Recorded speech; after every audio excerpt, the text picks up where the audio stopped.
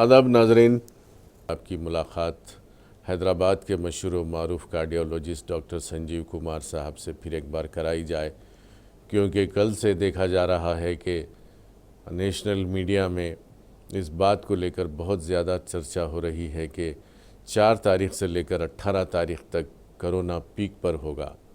ये corona peak पर होगा या कोरोना वायरस का असर पीक पर होगा, ऐसे कई सवालात हैं जो आवाम को बहुत परेशान करे हुए हैं।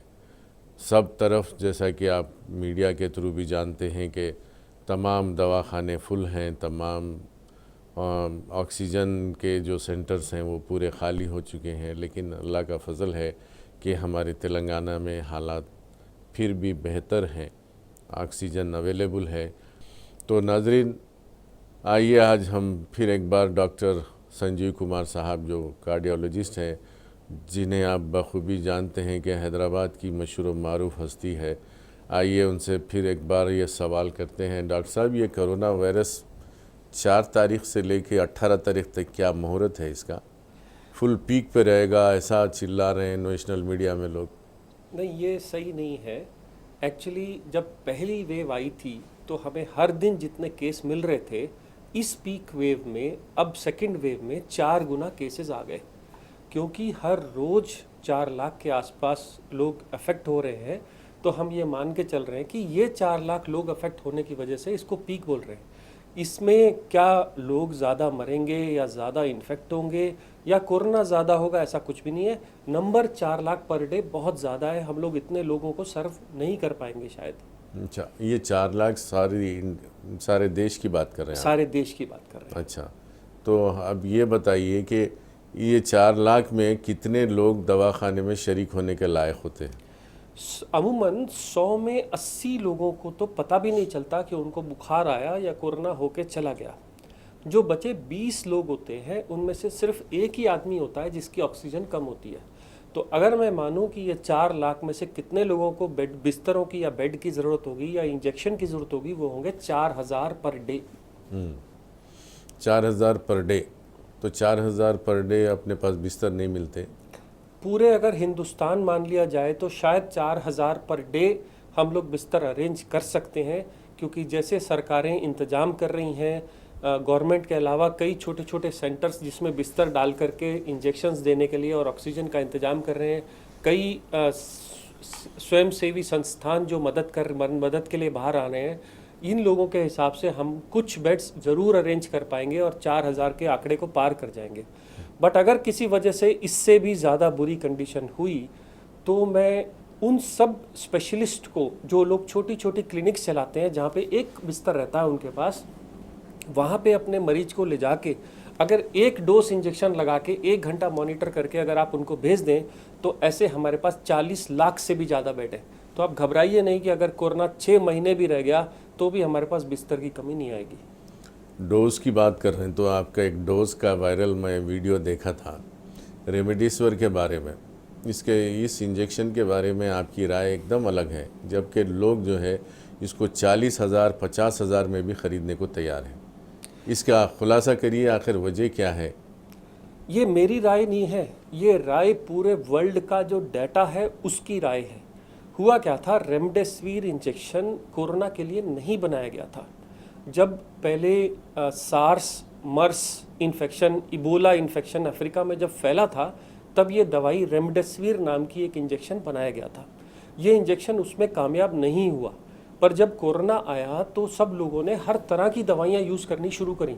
जैसे हमारे इंडिया में एक आइवरमेक्टिन बोल के दवाई दी जा रही है, जैसे हाइड्रोक्सी क्लोरोक्विन हम लोगों ने वर्ल्ड में एक्सपोर्ट करी, ऐसे ही अमेरिका ने हमको ये पढ़ा दिया कि रेमडेसिविर बहुत अच्छी दवाई है। तो जब हम किसी भी दवाई को बगैर नतीजे के नहीं मानते, तो हम नतीजा कैसा मानते हैं?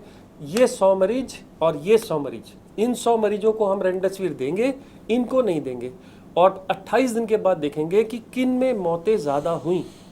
रिजल्ट्स ने पाया, और सिर्फ एक जगह रिजल्ट नहीं, ये मल्टीनेशनल ट्रायल्स थे जो पूरे वर्ल्ड में किए गए, एक जगह पे नहीं किए गए। चाइना में किया गया, इंडिया में किया गया, यूके के इंडिपेंडेंट ट्रायल है। 7000 मरीज इस तरफ, 7000 मरीज इस तरफ, जब इनको 6 दिन रेमडेसिविर का इंजेक्शन दिया गया, उन्होंने पाया कि मौतों में कुछ भी डिफरेंस नहीं आया। तो ऐसी इंजेक्शन को बेचा कैसे जाएगा? तो उन्होंने एक नई लाइन निकाल के लाए कि साहब अगर रेमडेसिविर दें तो आपका जो मर्ज है वो 10 दिन की जगह 7 दिन में ठीक हो जाएगा, आपका डिस्चार्ज जल्दी हो जाएगा, पर आपकी जान नहीं बचेगी। मैंने यही बोला कि रेमडेसिविर जान नहीं बचाती। रेमडेसिविर के पीछे ये सोच के मत भागिए कि रेमडेसिविर ही एक अकेला इंजेक्शन है जिसमें हम 1.5 लाख, 2 लाख, 5 लाख खर्चा कर लेंगे तो हमारा मरीज बच जाएगा या हम हॉस्पिटल में आ जाएंगे। अमेरिका की ट्रायल्स में रेमडेसिविर को सीवियर कोविड इन्फेक्शन के लिए मना कर दिया गया। अमेरिका ने कहा कि हम रेमडेसिविर देंगे अपने कम इन्फेक्टेड वाले मरीजों को। ये उनका ट्रायल रिजल्ट है, ये मेरा नहीं है। और सिर्फ लो ग्रेड इन्फेक्शन जिनको ऑक्सीजन की ज़रूरत नहीं है उनको देंगे जिससे रिकवरी फास्टर हो जाए। तो आज की तारीख में जब इंडिया में 4 लाख केसेस पर डे आ रहे हैं, जब इस दवाई से, इस इंजेक्शन से जान नहीं बच रही, तो इस इंजेक्शन के पीछे क्यों भाग रहे हैं आप? ये मेरा सवाल था। इस इंजेक्शन की काला बाजारी क्यों हो रही है? हालांकि अगर आपका डॉक्टर कहता है कि आपका शुगर ज़्यादा है या आपकी तकलीफ है और आपको इन्फेक्शन बढ़ने का चांस है और हम चाहते हैं कि आपको इंजेक्शन ट्राई करके देखें, तो वो गलत नहीं कहता हूँ मैं। पर इस इंजेक्शन से आपके मरीज की जान बचेगी, ये वर्ड गलत है। मैं इसके अगेंस्ट हूँ, और मैं अगेंस्ट नहीं हूँ, ये ट्रायल डेटाज अगेंस्ट बोलते हैं कि 7,000 मरीजों में भी उसने एक एक्स्ट्रा मरीज की जान नहीं बचाई। तो ऐसे इंजेक्शन के पीछे क्यों भागी? तो फिर कौन सा इंजेक्शन लें? तो कोरोना में हमने जितने भी रिजल्ट्स आए थे, चाहे वो आइवरमेक्टिन थी, चाहे हाइड्रोक्सीक्लोरोक्विन थी, चाहे रेमडेसिविर थी, ये सब फेल हो गई। क्यों फेल हो गई? क्योंकि इन्होंने एक्स्ट्रा जान नहीं बचाई। हम चाहते क्या है? हम ठीक जल्दी होना या लेट होना नहीं चाहते। ये तो कंपनी के बेचने की तरीका है कि साहब आप जल्दी ठीक हो जाओगे, आप ये वाला इंजेक्शन ले लीजिए। हम बचना चाहते हैं, हम आदमी की जान बचाना चाहते हैं। तो एक अकेला इंजेक्शन जो कि यूके के ट्रायल पिछले महीने आया, उसने कहा कि अगर आप डेक्सामेथासोन का इंजेक्शन एक सुबह और एक शाम दो तो इससे लोगों की 28 दिन में मौत होने का चांस कम हो जाता है। ज़ीरो नहीं होता है, कम हो जाता है। तो मैंने कहा कि ये इंजेक्शन हमारी सरकार ने कई साल पहले DPCA, मतलब आप इसकी दवा का रेट अपनी मर्जी से नहीं रख सकते। इस दवा से कोई भी कंपनी फ़ायदा नहीं उठा सकती, कोई भी कंपनी बड़े बड़े घर नहीं बना सकती। तो अगर आप इस इंजेक्शन का नाम और रेट देखिए तो ये 10 रुपये में आता है।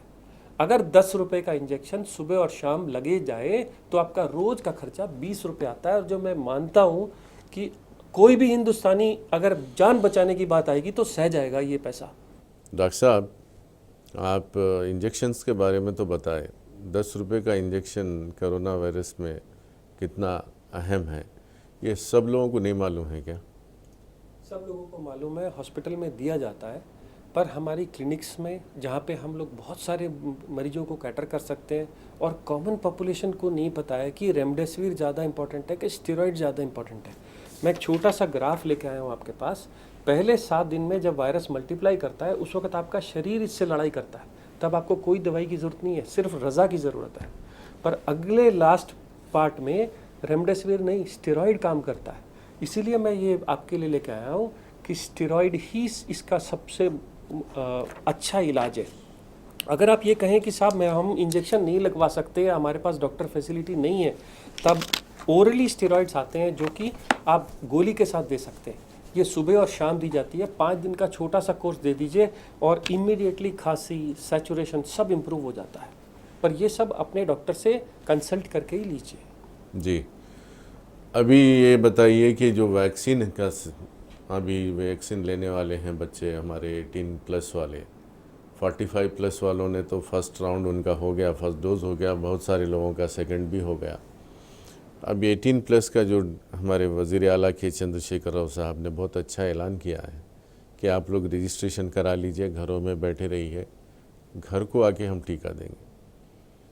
ये बहुत अच्छा स्टेप है। ये इसलिए अच्छा है क्योंकि बहुत सारे लोग जब लाइनों में लग के वैक्सीन ले रहे थे, एक तो वहाँ पे बहुत भीड़ हो जा रही थी, एक हॉस्पिटल्स के अंदर बहुत सारी प्रॉब्लम्स हो रही थी, और दूसरा वहाँ पे कोविड पेशेंट्स के साथ इंटरेक्ट होने पे उनको कोविड हो जा रहा था।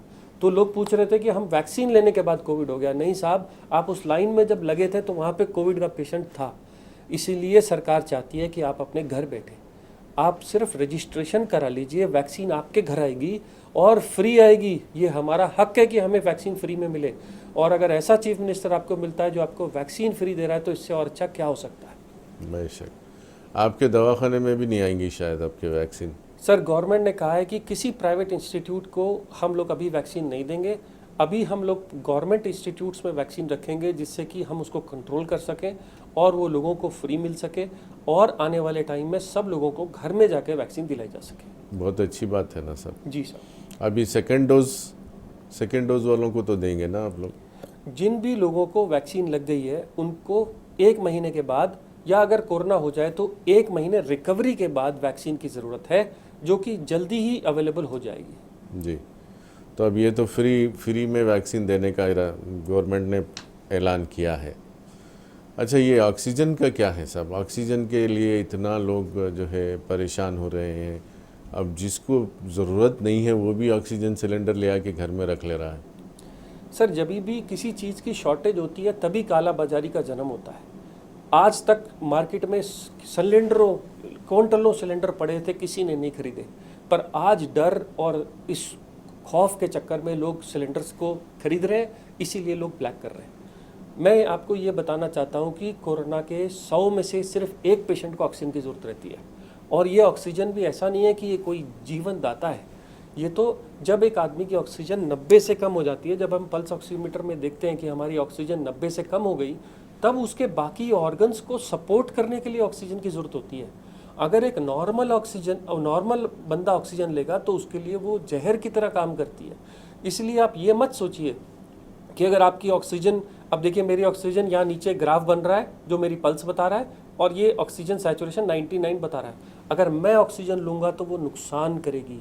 इसलिए ऑक्सीजन सिर्फ उस आदमी के लिए है जिनका कोरोना बहुत बिगड़ गया है, जिनको सांस लेने में तकलीफ़ हो रही है, जिनकी ऑक्सीजन 90 से कम है।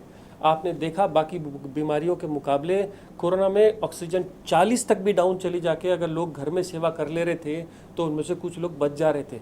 सिर्फ ऑक्सीजन नहीं, एक्सरसाइज, उल्टा लेटो। अगर आप उल्टा लेटोगे पेट के बल तो आपकी ऑक्सीजन नेचुरली ठीक हो जाएगी। ये साइंस का एक्सपेरिमेंट है। ये कोई ऐसा कोई मैं नुस्खा नहीं बता रहा हूँ कि जो हम लोग आपस में करते हैं। हम लोग पेशेंट को वेंटिलेटर डालने के बाद जब ऑक्सीजन कंट्रोल नहीं होती, 100% ऑक्सीजन देने के बाद भी कंट्रोल नहीं होती, तो उसको उल्टा लिटा देते हैं पेट के बल। 4 लोग मिलकर वेंटिलेटर वाले पेशेंट को दिन रात उल्टा और सीधा करते रहते हैं जिससे कि उसकी ऑक्सीजन मेंटेन रहे।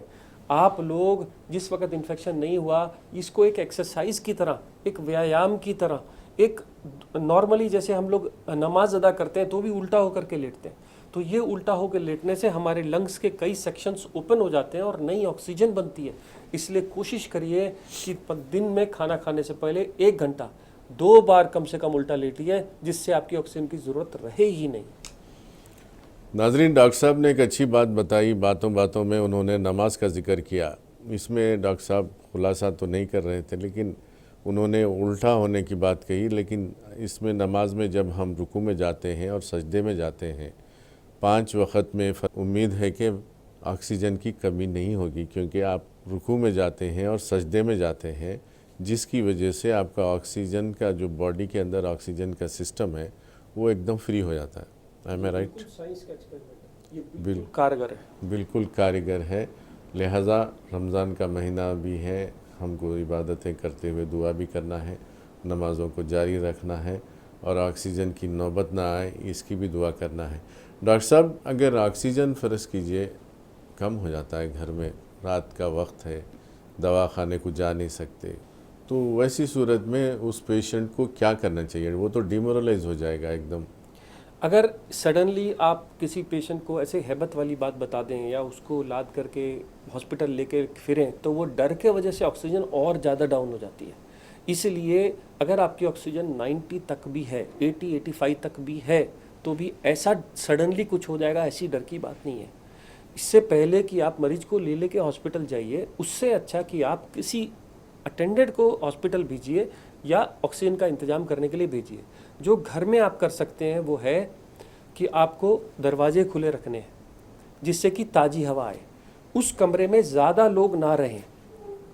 जब आप खाना खाएं तो कोशिश करें पेट भर ना खाकर थोड़ा कम खाएं, 3 बार की जगह आप 4 बार खाना खाएं।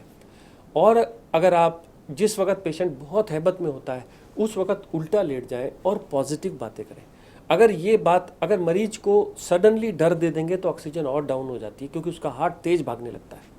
आपको उसको उल्टा लिटाना है, पल्स ऑक्सीमीटर लगा के रखना है। 80, 85, 90 तक कोई भी डर की बात नहीं होती। आप अपनी ऑक्सीजन का या हॉस्पिटल का इंतजाम ईमानदार से कह के करवाइए और उसको लेकर के रस्तों पे मत भटकिए, क्योंकि अभी हॉस्पिटल्स में इतनी जगह नहीं है कि सारे मरीजों को अटेंड कर लें। अगले दिन इतनी सारी क्लिनिक्स हैं, कितने सारे डॉक्टर रोज ओपीडी में बैठ के सेवा करते हैं। आप वहाँ ले जाके दिखवा करके थोड़ी देर ऑक्सीजन लगवा करके एक छोटा सा 10 रुपये का इंजेक्शन लगवा करके आप बच जाएं तो क्यों हॉस्पिटल में एडमिट होना है जहाँ पे ऑलरेडी बहुत खौफ है। जी, अब आखिरी में क्या मशवरा देंगे हमारे नाजरीन को, आप किस तरह बचा जा सकता है? फ़र्ज़ कीजिए आपको कोरोना हो जाए तो आप क्या करेंगे, खुदा ना खास्ता? अगर मुझे कोरोना हो जाए तो ये कोरोना 2 हफ्ते की बीमारी है। मैं ये जानता हूँ कि अगर मैं 2 हफ्ते जी गया तो मैं बच जाऊँगा। मेरी उम्र 60-70 साल एक इंसान की उम्र होती है। कोरोना एक छोटा सा वायरस है जिसकी जिसकी उम्र 14 दिन है। क्या हम 14 दिन जीने वाले छोटे से जो माइक्रोस्कोप में दिखने वाले वायरस से हार जाएंगे? क्या इंसानियत आज तक कभी किसी वायरस से या किसी बैक्टीरिया से हारी थी? आज भी ठीक है, मैं मानता हूँ बहुत सारे लोग हमने खो दिए, पर इंसानियत इससे नहीं हार जाए, ये मेरा डर है। मैं पहले 1 हफ्ते में खाने में जो भी कुछ मुझे अच्छा दिख रहा है, जो मुझे रज़ा में चल रहा है, जो मुझे भूख लग रही है, मैं वो खाना खाता रहूँगा। मैं 8 घंटे रेस्ट करूँगा। मैं 15 मिनट 20 मिनट ऊपर वाले को याद करूँगा और ब्रीदिंग एक्सरसाइज करता रहूँगा। अगर मुझे बुखार बहुत ज़्यादा आए तो मैं स्टेरॉइड्स की तरफ रुख करूँगा, जो कि मेरी जान 8वें से 10वें दिन में 1 या 2 इंजेक्शन से बच जाएगी। इसके अलावा सिर्फ बुखार आने पे पैरास्टामोल की टैबलेट और खांसी होने पे खांसी का सिरप, सब एक जैसे हैं। अगर आप इतना कर लीजिए या मैं इतना कर लूँ तो मुझे 99% गारंटी है कि मुझे कुछ नहीं होगा। और यही मैं लोगों के लिए भी दुआ करता हूँ, हॉस्पिटल से मत भागो। ये 99% कारगर इलाज है। सिर्फ 1% लोगों को ऑक्सीजन की जब ज़रूरत पड़ती है तभी हॉस्पिटल जाइए। हॉस्पिटल्स को लॉक मत कीजिए, क्योंकि कल आपको वो बिस्तर की ज़रूरत पड़ेगी, तब वो बिस्तर नहीं रहेगा। जी, तो नाजरीन वक्त इजाज़त नहीं देता, वरना डॉक्टर साहब की बातें और सुनना चाह रहे थे हम। बहुत अच्छी बातें डॉक्टर साहब ने बताई हैं। उम्मीद है आपको भी समझ में आया कि क्या करना चाहिए। और सबसे बड़ी चीज़ एहतियात है, एहतियात के साथ हिम्मत है और ऊपर वाले को याद करना ज़रूरी है। सबसे पहले दुआ करिए। तो हम चाहेंगे कि सब सेहतयाब रहें और सब मिलकर दुआ करें कि कोरोना वायरस का हमेशा के लिए ख़ात्मा हो जाए। तो नाज़रीन, आपकी तरफ से, टी न्यूज़ की तरफ से मैं डॉक्टर संजीव कुमार साहब का तहे दिल से शुक्रिया अदा करता हूं, जिन्होंने इतनी मसरूफ़ियत के बावजूद आप लोगों के लिए यहां तक आने की ज़हमत की। आपकी तरफ से, टी न्यूज़ की तरफ से मैं उनका तहे दिल से शुक्रिया अदा करता हूं। अब दीजिए इजाज़त क़य्यूम अनवर को। देखते रहिए टी न्यूज़। मिलते हैं अगले प्रोग्राम में। खुदा हाफिज़।